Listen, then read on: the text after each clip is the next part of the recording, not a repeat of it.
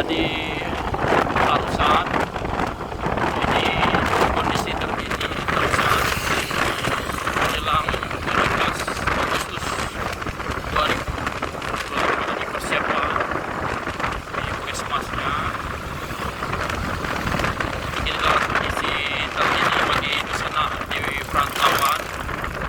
Beginilah kondisi Tarusan menuju pasar Tarusan.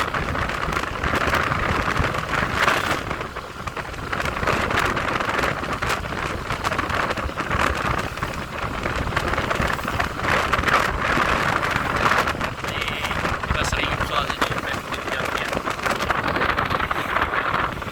Ini pasar Tarusan.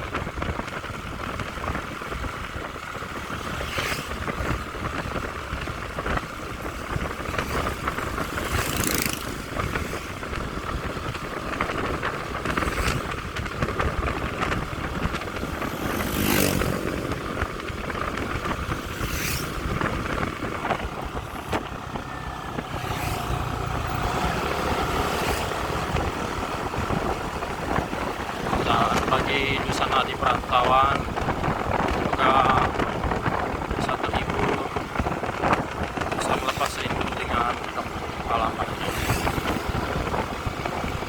Dan sebentar lagi kita akan sampai di gerbang kawasan wisata Mande,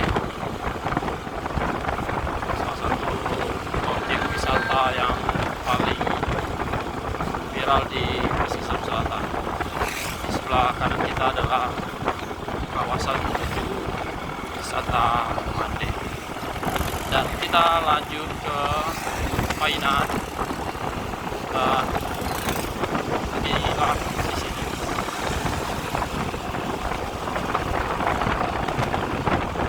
Oke, di sana sananya.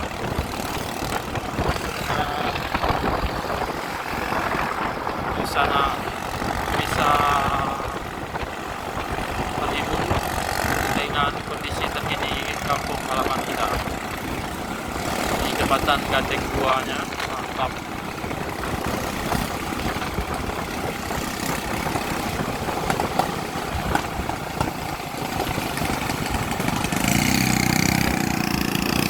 Bagi di sana yang mau request kondisi kampungnya, silahkan di komen.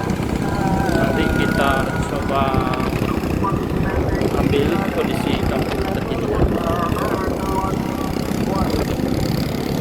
Oke, sekian.